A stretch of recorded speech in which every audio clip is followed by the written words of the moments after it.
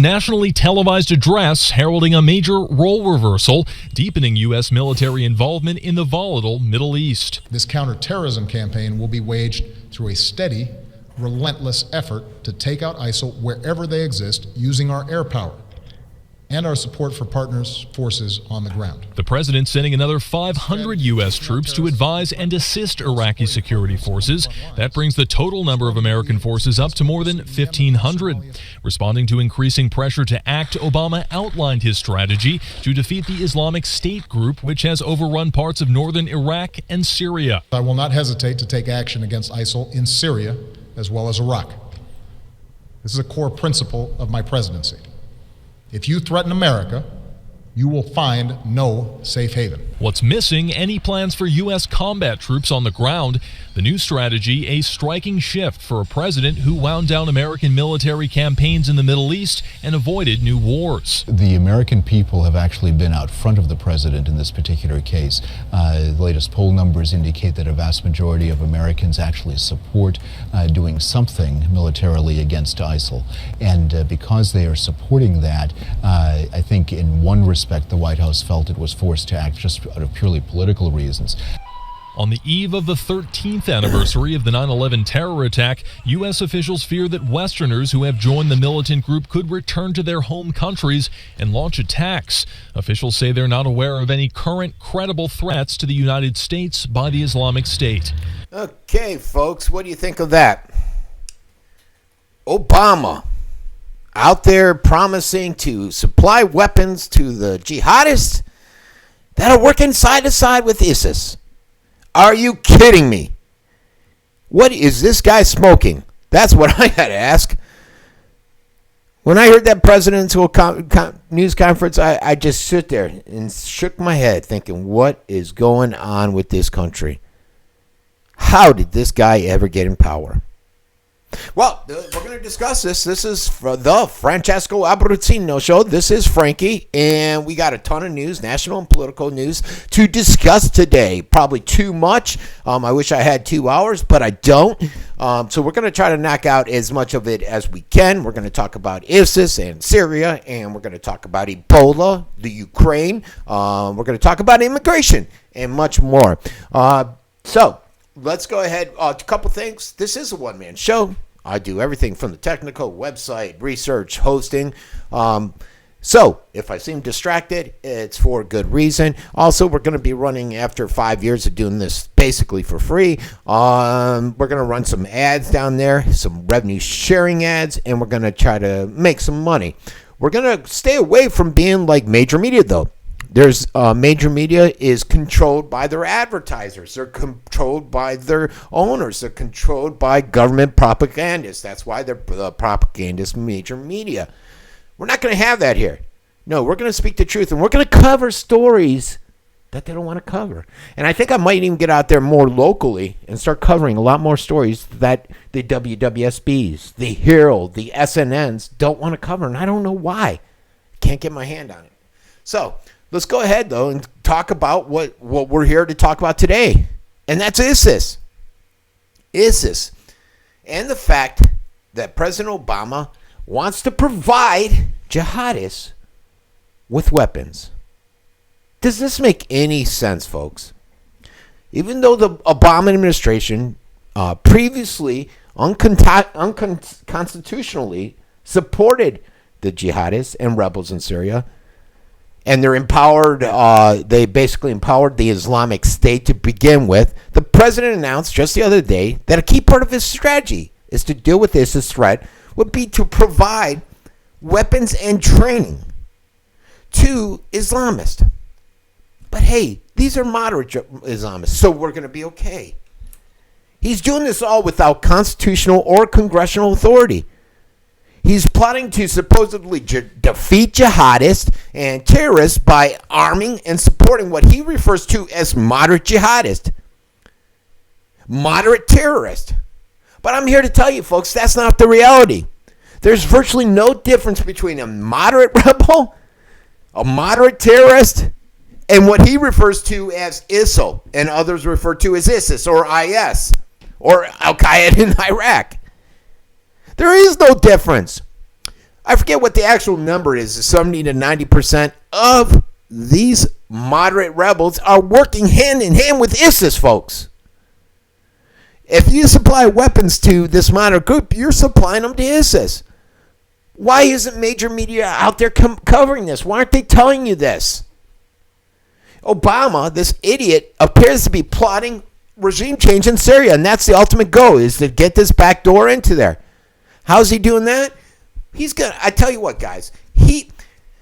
What you may or may not know is he's been supporting these rebels. He's already been funneling money to them. He's already been funneling weapons to them through Turkey, from Libya. A lot of people say 2 years ago that whole incident started because America was in there taking weapons and funneling up through Turkey to Syria. It's a well-known fact that Israel, Saudi Arabia, Turkey, and America are supporting the rebels. On the other side, you have Iran and Russia supporting the Assad regime. So is this a backdoor to go in there and start a conflict there? Because, look, he didn't ask for permission. He did not ask for permission to go in there.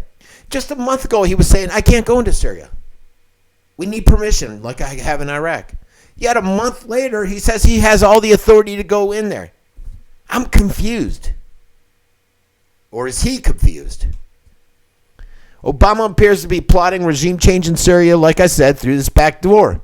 Not only will he be providing support to these jihadist rebels under the guise of striking ISIS, he's vowed to unleash military strikes within Syrian territory. And the foreign minister has already come out about a month ago. He said, look, if you guys do this, we're going to consider it an act of aggression, an act of war, because you're doing it without permission. Jihadist rebel groups in Syria, though, they'll be elated. And I ask you, what do you want? Do you want this Assad regime, which is not the greatest regime, but do you want them in there, or do you want these jihadists with ties to ISIS? It's not unlike what happened in Egypt when we supported there. The Muslim Brotherhood came in. What was better, Mubarak or the Muslim Brotherhood? Muslim Brotherhood just opened the door and said, Al-Qaeda, come in, kill people. The major problem with this strategy that Obama has is that even with the supposed moderate Syrian opposition, all who proudly describe themselves as Islamists and jihadists fighting for Allah have openly boasted about their collaboration with Al-Qaeda and ISIS. The FSA brigades, they were armed. They were trained by Obama and his allies, the West. And they proudly are defecting to ISIS by the numbers full daily. It's like a spigot. They're just flowing over to ISIS. And with that, they're taking the Western provided weaponry, the Western provided training, and they're using that against us. Even Islamic State operatives boast of their intimate ties with Obama moderate rebels. And they do this through major media outlets. It's not a secret. It's on record. Why is this happening? And despite claims of moderation by Western supporters, self-styled FSA fighters and groups have been implicated in more than just a few atrocities. They capture prisoners and kill them without due process. They constitute which constitute clear war crimes. Last year, FSA even worked with Al-Qaeda affiliated Al-Nusra to go into this Christian town of Malua, where it's one of the last few remaining places on earth where the Christians speak Aramaic, the language of Christ. And they slaughtered tons of Christians that did not or would not convert to Islam. How is this just? How can Obama go on the air and say we're giving these guys millions of tax dollar funded weaponry and training so that they can defeat ISIS? What, so they can defeat ISIS and be even stronger and come after us? So they can defect ISIS? And do you think by us going into Syria, do you think that's going to embolden the Islamist extremists even more in their hatred and their vitriol for us? A spokesman for the Sunni-dominated Free Syrian Army went on Turkish television just last May and openly threatened that rebel forces would exterminate Shia Muslims. This is what we're doing. This is who we are supporting. Obama has reportedly been caught training these ISIS fighters in Jordan under the guise of them being moderates to overthrow Assad. It's on record. Even before that, Obama's UN-approved machinations, having a problem there, in Libya were literally backing the exact same terrorist. Machinations. So Libya is now, we went in, if you guys recall, we went into Libya. And we said, hey, look, we're going to back this moderate group. Ends up, they were the extremists. They took over. They threw out a Gaddafi. And Gaddafi was a bad guy. But I don't know if he's any worse than the government that's in there now, just like Mubarak, like I said earlier. Now you got these Al-Qaeda affiliates in there fighting each other, killing people left and right. Is that better for them?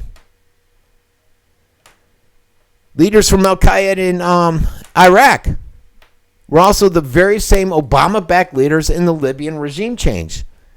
And guess what? Everyone's saying that Al-Qaeda in Iraq is ISIS.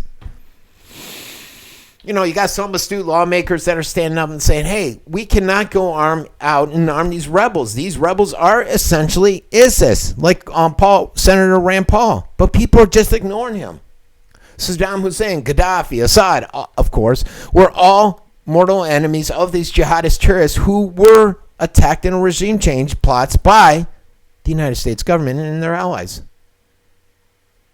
And, Rand Paul's out there doing his part. He's trying to say, look, guys, look, he's trying to highlight the issue, the concern with giving these guys weapons, but nobody's listening. They're all calling him some kind of nut job, some kind of extremist. He has no support from the neocons. Neocons want to go to war. Neocons want to fight. McCain's just frothing at the lips, wanting to get in there and fight. Why? Because they support the militarized industrial complex. It's big money. War is big money, folks. Islamic terrorists enabled and empowered by Obama to overthrow Assad are now running crazy. They're running wild across Syria and Iraq. They're butchering Christians left and right. And along the way with weapons that we provided them. Allies provided them. And the same jihadists are also now serving as the pretext for Obama to start launching military strikes into Syria. And they're going to be locked. He wants them to go against these Syrians that are locked in mortal combat against ISIS, the moderates, al-Nusra. It's crazy, folks. And instead of following Obama to pour fuel on this fire by sending more assistance to these jihadists, Congress must act immediately to restrain his executive branch. The Constitution grants power, or they don't grant power, to the president to declare war. He does not have that power, no matter what authority he said he has during his speech, which he never really said. He just said he had the authority. Even if he did, though, boosting self-declared Islamists at war with Assad under the guise of fighting other Islamists at war with Assad is absurd. And why are we allowing it? Why are our representatives allowing it? That's right, guys. This goes beyond Democrat, Republican. You got these extremist Republicans that are in there, and they're all for it. If anything, I would think most liberals were against it. Now, most Americans are for it, too, because of what propagandist major media has been putting out there. Half-truths, half-baked truths. They don't understand what has been, how much funding, how much support, how much involvement the West has had that has led us up to this point. They don't get it. So once again, Obama's showing that he's clueless about going into the Middle East. He's clueless about the jihadists. And this is a prime example. Giving weapons to moderates. There is no moderate. Why would Barack Obama want to give hundreds of millions of dollars of weapons to groups inside Syria that are selling weapons to ISIS and fighting alongside them on a regular basis? I mean, can he be that clueless about what's going on in the Middle East? You know, I'm an idiot, but I know more than Obama. The FSA and the other groups of moderate fighters inside Syria do not consider ISIS to be the enemy. Wake up, smell the coffee. They're compadres. Rather, they consider ISIS to be the most important ally in their struggle to overthrow the Syrian government. ISIS has the money. They have the manpower.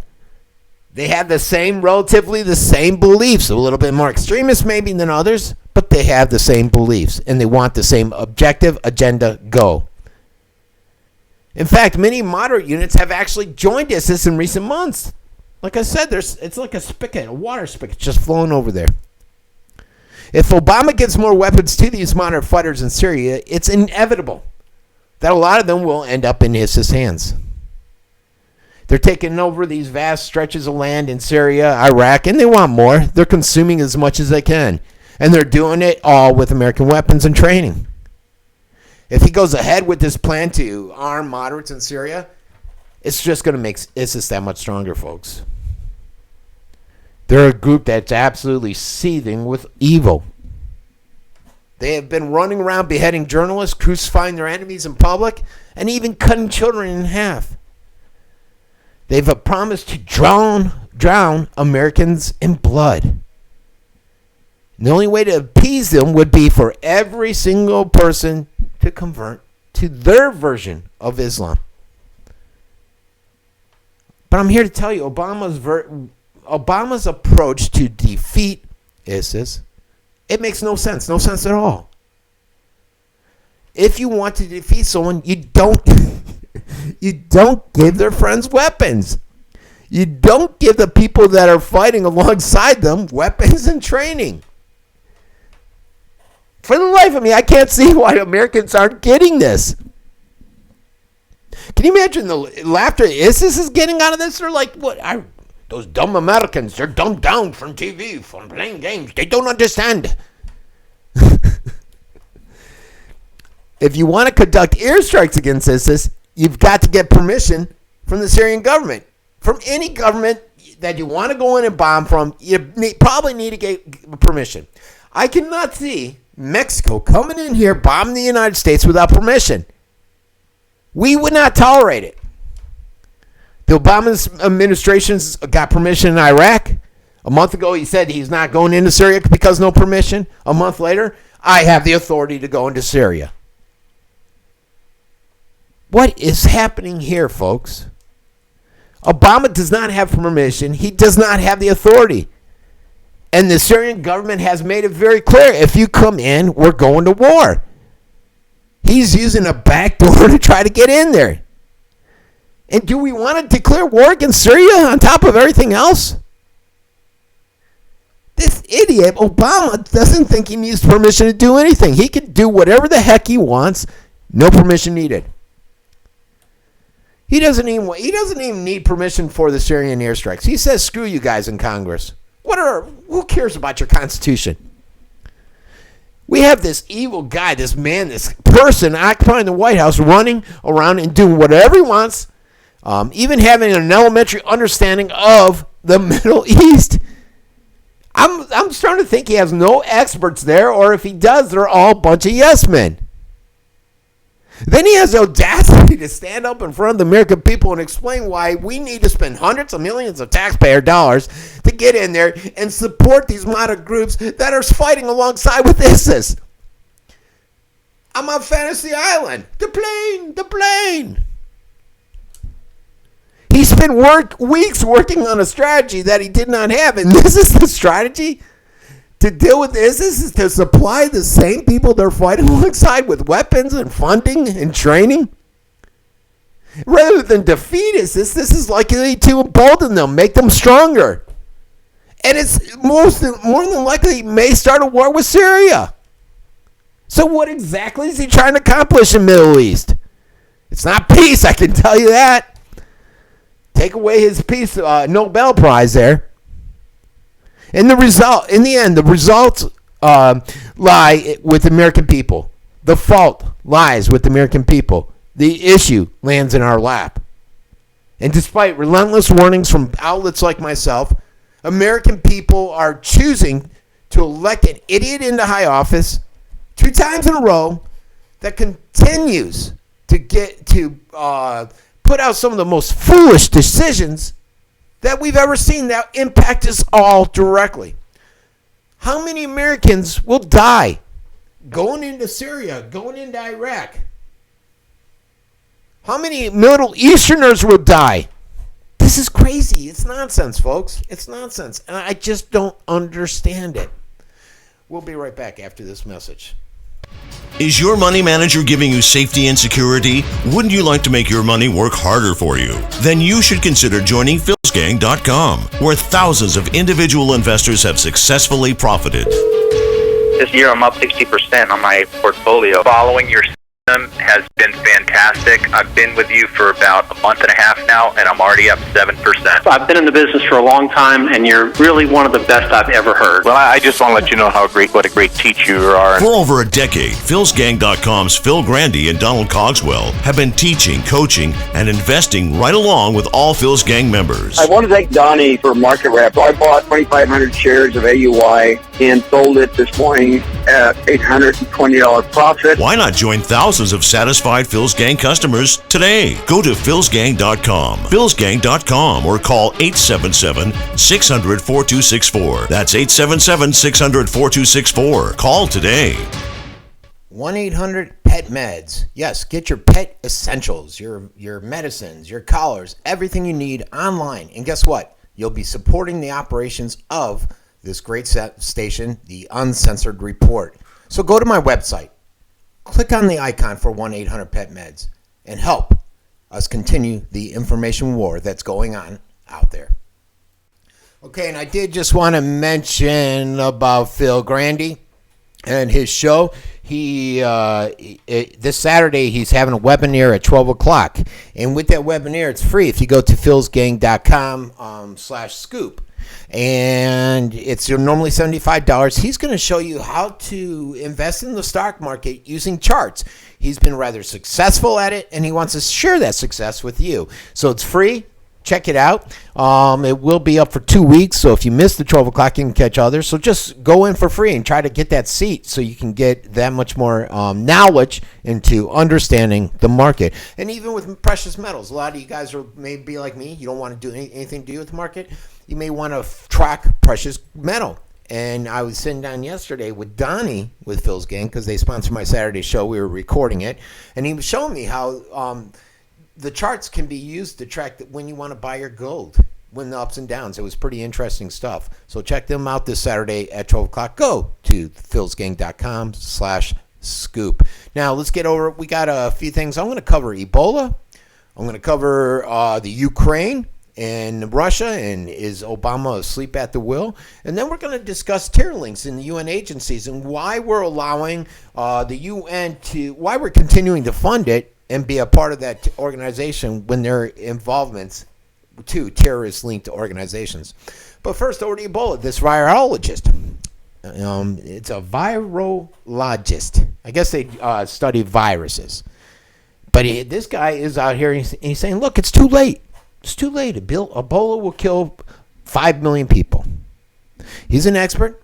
He says, look, it will infect the entire population of the African countries.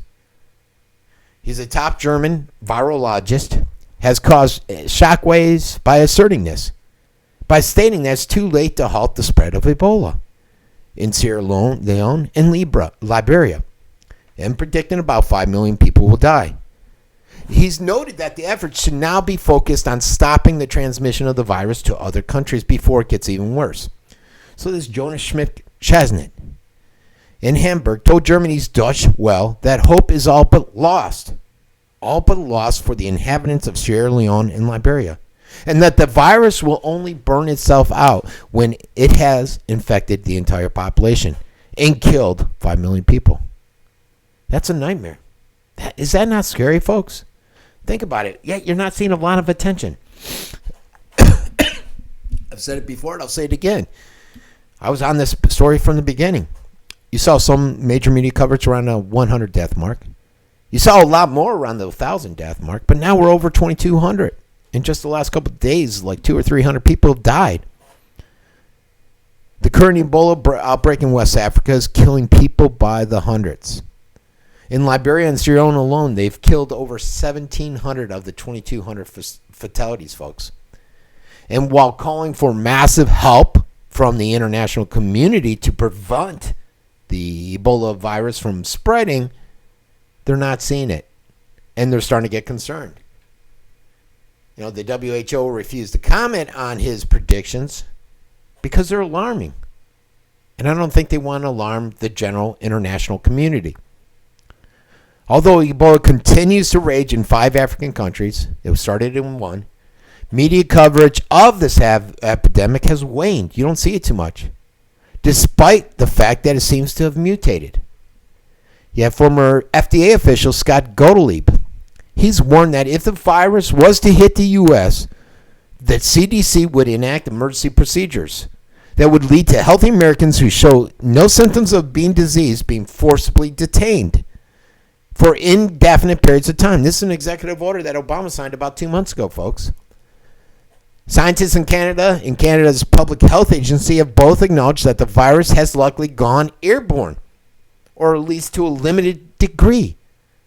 While the CDC urged airline staff to take up steps to prevent airborne spread of the virus, including giving suspected Ebola victims surgical masks, as well as directing staff not to use compressed air, which may spread the virus. So it's continued to be watched by me. I wish major media was more into it. I get the fact that they don't want to scare the general public. But hey, folks, reality is reality. You know, they don't mention this next story about how Russia's building up their nuclear arms and the issues over there. They don't want to get the American public alarmed. But reality is reality. What do we have them live in their little world in front of the TV, being dumbed down, watching reality TV until the bomb drops and they're annihilated and they know nothing happened? Is that the plan? So while we have Obama, he's over there snoozing. Russia's preparing for nuclear war. Did you know that 2 Russian bombers practiced launching cruise missiles at the U.S. from a spot in the North Atlantic just the other day? Well, you know it if you watch this show because I mentioned it. Yet how many Americans don't know this because it was not on TV, major media? It's the end of the American dream, folks. End of American dream. And did you know that Russia is spending massive amounts of money to build and test new weaponry, new nuclear weaponry? And I forget the name of it, but there's a short-term one that could be used in war fields. And it was something like they had something like 5,000 to our 50. It's just crazy. But meanwhile, Obama is doing absolutely nothing to upgrade our U.S. nuclear arsenal. Our nuclear officers are actually still using floppy disks that I used back in 1989 when I went in the Navy. My kids didn't. I asked my daughter last night, what's a floppy disk? She didn't know. So they're still using computer technology from the 60s, folks, and I believe it. The size of the U.S. nuclear arsenal has been reduced by 95% since the peak of the Cold War. And Barack Obama has spoken even more about dramatic reductions that he wants. Obama is snoozing, even as Russia's generally speaking of the need to build up and launch preemptive strikes on the U.S. They're changing their whole approach. They're doing training exercises out in the Atlantic. Pacific, actually, I think it was. Obama's snoozing. He's sleeping. He's asleep at the wheel. He appears to be entirely convinced that nuclear war between the U.S. and Russia isn't even a remote possibility. And he better be right with this, folks. One of the few times he is right. I hope it's this time. Because we're definitely not prepared for one. The international community is not prepared for one. It will be horrific. Horrific what will happen to our world. Even with everything that's happened between the U.S. and Russia lately, most Americans still believe the Cold War is over and that Russia presents absolutely no threat, just like Obama did when he was running against Romney. He joked and laughed at Romney for saying Russia is a threat. Who's laughing now? Russia is behaving as if the Cold War is still very much on. And I'm telling you, you didn't hear a peep out of mainstream media the other day about those Russian bombers doing a simulated Russian nuclear bombing on the United States. Why does major media avoid this stuff? I just don't get it. You know, Russia's out there, they're spending money on nuclear confrontation with us, and nuclear confrontation is becoming more and more of a real possibility. In fact, Putin has committed to weapons modernization programs that it's going to cost them the equivalent of $540 billion. All thanks to the Ukraine situation, which the West started. For those of you that are new, the West essentially wanted the Ukraine government to join an agreement. They shot it down. They fund the United States, caught on tape, recorded on a phone. Nuland said they gave $5 million to the protesters. They supported the overthrow of the government. Nuland was caught talking about the banker she wanted to put in charge, which is the current individual in charge there. We sparked that whole Ukrainian mess that is leading to this, folks. You don't spend that kind of money, though, for just the fun of it. When you're ramping up with $540 billion in military upgrades, there's a purpose behind it. And that purpose is that Putin's deadly serious about being able to fight and win a war against the United States. Of course, nobody on either side actually hopes that such a war will happen, but most wars are won before a single shot is fired. And right now, Russia's working very hard to make sure that it will have the best chance in any future conflicts with the United States. And we should be concerned. The greatest concern is the new generation nuclear-powered attack subs. They're armed with long-range cruise missiles that Russia has been developing. Just this week, Russia conducted a successful test of their new sub-launched Bulava intercontinental nuclear missile. Each one of these missiles weighs around 36 tons and has a range of 5,000 miles. But in the future conflict, they would likely only have to travel a short distance. That is because Russia has developed a super silent attack subs that virtually are undetectable. That's right, folks. You probably haven't heard about that either in major media. Hence why I tell you, all media, read it all. You see, most Americans don't realize any of this. Russian subs can come cruising right up the coast right now. Nobody would even catch them. They could launch missiles. And I would not doubt that they're off here. We hear about them being here in our waters, in the Gulf, everywhere, on a regular basis. And I remember posting a story once where they were off here in the Gulf Coast, in the Gulf waters off Florida. And people laughed because it came from my Educate site, which they said is all about a conspiracy. Oh, look at the site it came from. Yeah, it's a joke. It wasn't a joke. Meanwhile, the Obama administration has discussed reducing the size of its already neutered strategic nuclear arsenal down to 300 warheads. All I can say is let's hope and pray that we never see a nuclear war between the United States and Russia or any other countries, even China. Because if one does happen, there's a very strong possibility that America will not be the winner. There will be no winners in this nuclear war, folks. None whatsoever. It's concerning. We'll be right back. What I'm going to do is talk about the UN nuclear concern. Hey, everybody, this is Frankie, and I'm here today to introduce Longevity. It's a great nutritional supplement to anybody that's eating right or not eating right. I take supplements on a regular basis, and Longevity cannot be beat, especially at some of the great price points. So go to theroguerant.com or theuncensoredreport.com and click on Shop. Go down to Longevity, click on it, and you'll be helping out the operations of the station so that we can continue to bring you a fresh perspective on alternative news. Longevity. Check it out today. All right, folks, we're back. And I said nuclear, not nuclear. I was still focused on that last segment. But we're talking about the growing probes and defunding of the terror-linked UN agencies. And this is an article I read yesterday. I wasn't aware of any of this. It was written by Alex Newman. And basically, he's talking about the outrage that's still growing after bipartisan coalition of U.S. lawmakers last month demanded an independent investigation of the United Nations Relief and Works Agency. And it's a UN outfit that they're concerned about over its controversial activities in the latest conflict between the Palestinians and or Israel and Hamas, or Palestinians are in there too. And it's been officially designated a terrorist group that rules Gaza. So what should we be concerned about this? And why are we funding such an organization? Especially troublesome is the outraged members of Congress and other critics that were on the news that various UN facilities purporting to serve as Palestinian refugees were actually being used by Hamas to store and launch rockets. Launch them at Israel. Launch them at Israel's civilians. And to make the matters even worse, once the missiles were discovered, the UN agency returned them to Hamas.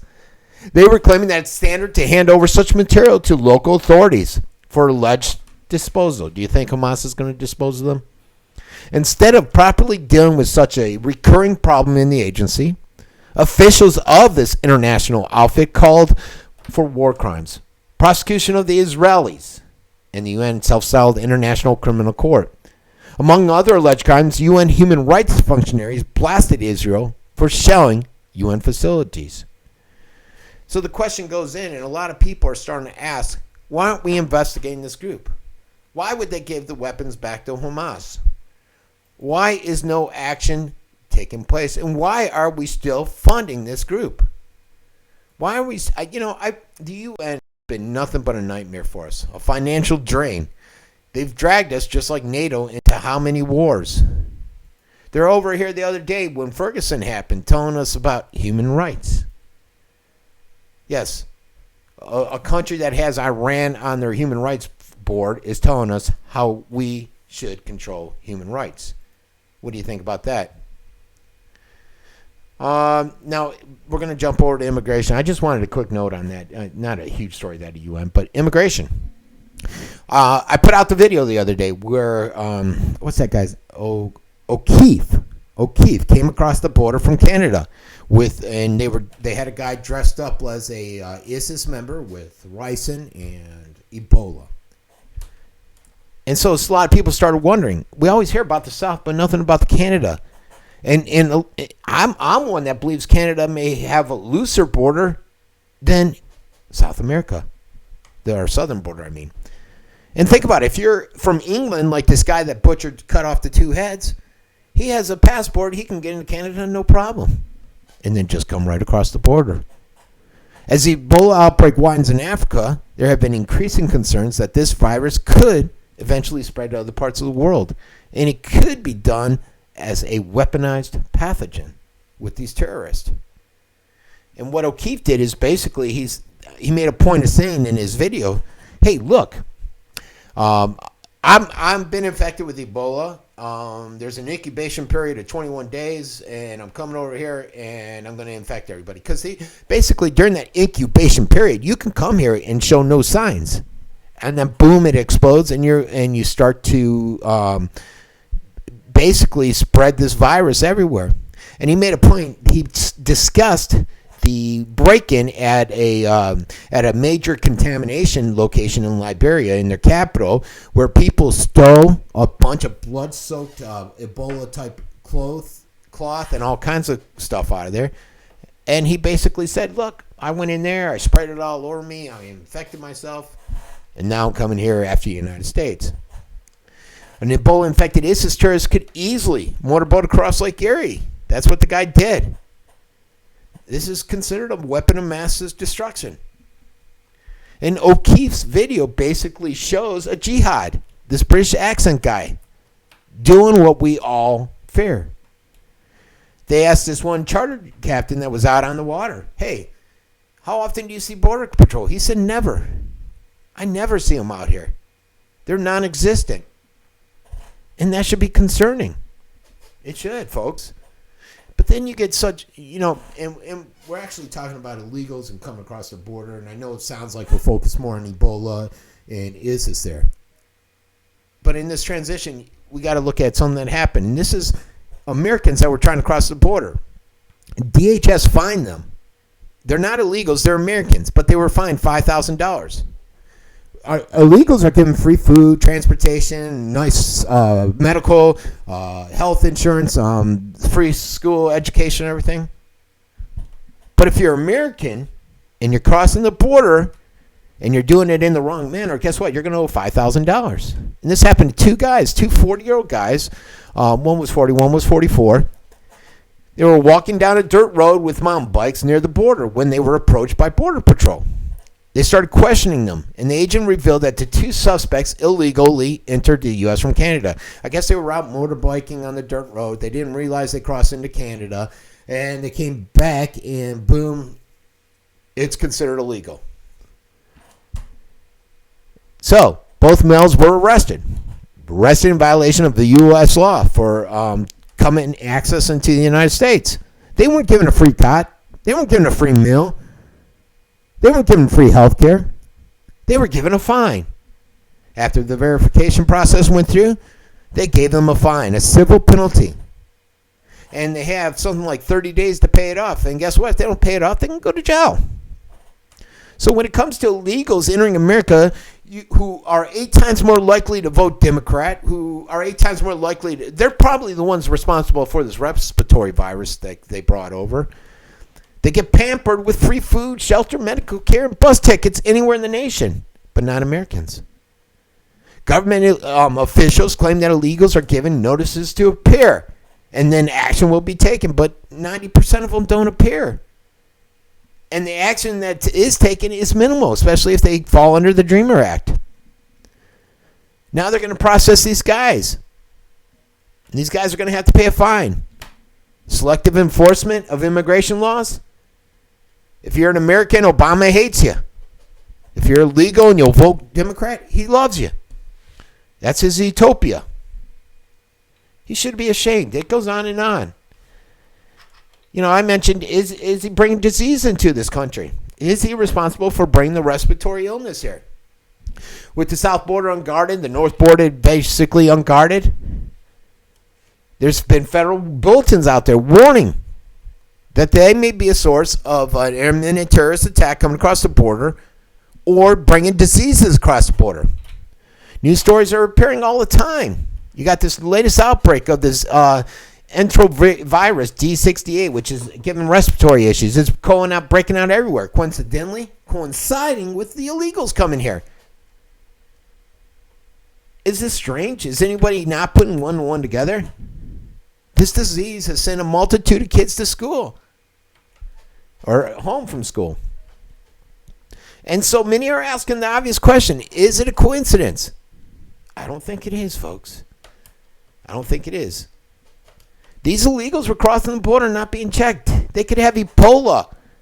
Illegals could have Ebola, be within their 21-day period and penetrate that border. And the thesis seems every more valid with reports that federal government has coerced schools into accepting these illegal aliens that are into school without giving them health exams, without giving them shots, without checking their health history. So Obama has basically gone out there and subjected a large number of these children, our children, to viruses. Be it TB, be it this respiratory virus. And we should be concerned. He won't tell people where they've crossed the border at, where they've relocated to. The process real quickly, get them out of here, get them into the system with their sponsors. I mean, it's kind of, you look back at history. You got the American Indians. They were ravaged by disease, by smallpox, when the European settlers came here. The dreaded Black Death wiped out about 1/3 of the continent population. And the cover-up continues, folks.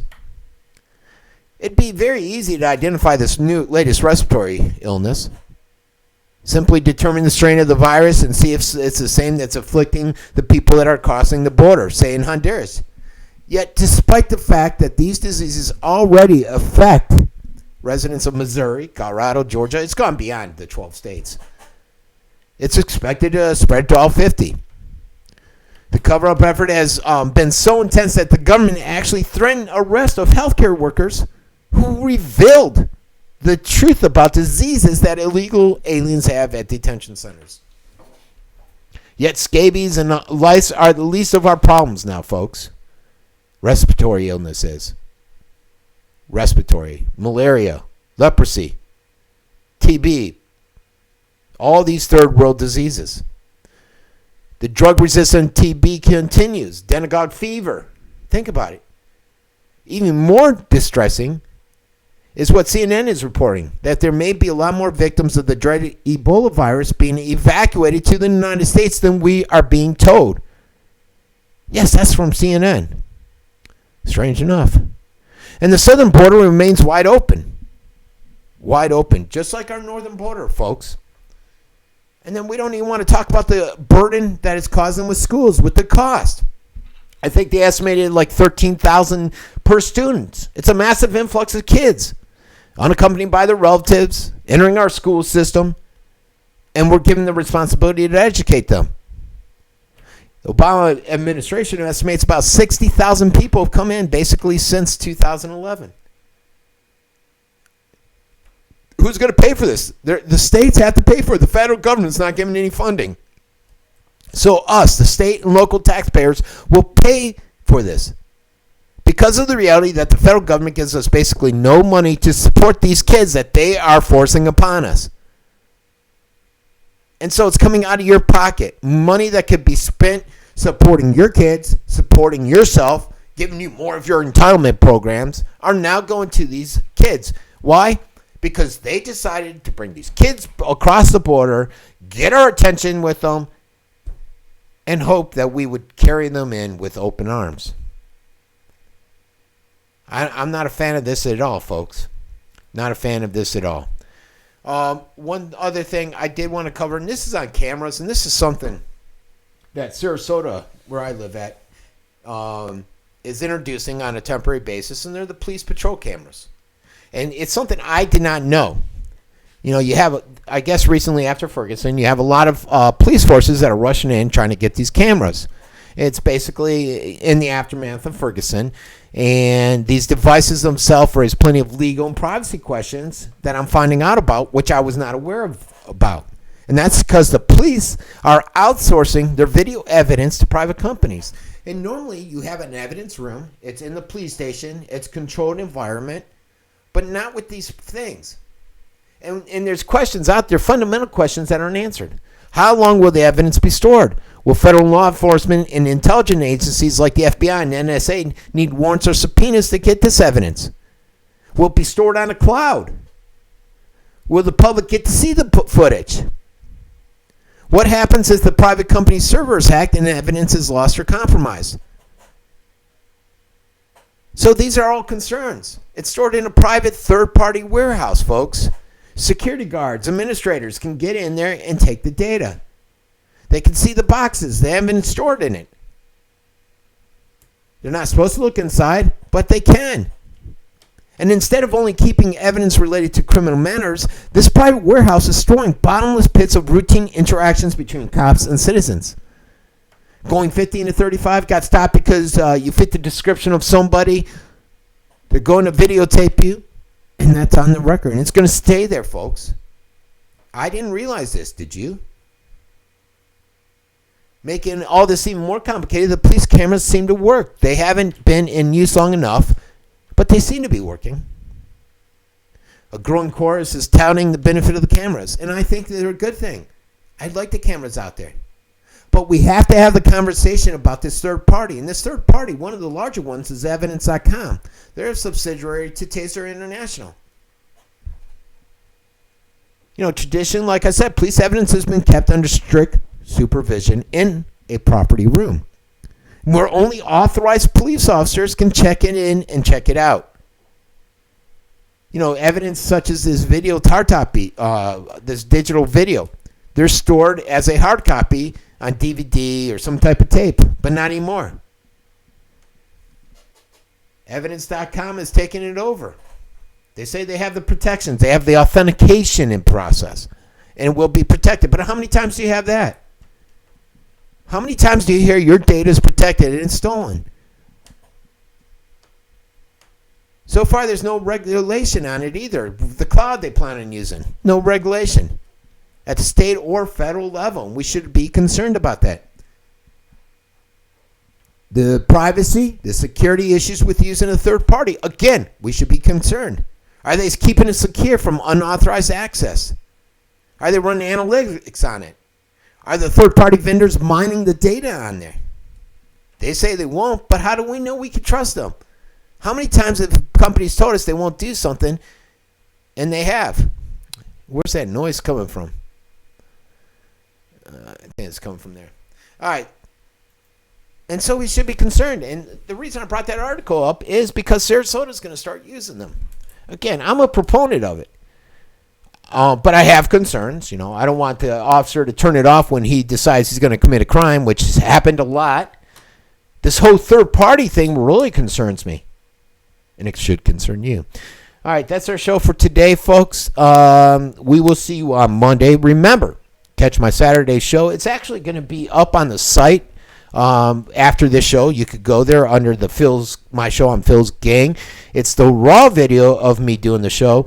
I cover a lot of local issues that have a national impact. They could be local for any town near you. They're not necessarily local for Sarasota County, even though I refer to as MPPD or stuff like that. They're issues that every city in America has. So check it out. If you want, or check it out tomorrow. It'll be on at 12. It will be on the actual airing with better sound quality and everything. Will be on WLSSradio.com, philsgang.com, and radio show 9:30 a.m. in Sarasota County, all tomorrow at 12 o'clock. For Francesco Abbruzzino, I want to tell everybody to have a great day, and I'll see you on Monday. Get some of this great apparel from theroguegrant.com or the Uncensored Report or thevintascoop.com. We have hats, shirts, coffee mugs. They say educate, inspire, and change. Or for my Scoop fans, it'll say the Vintascoop, Sarasota Scoop, etc. Help me with this operation.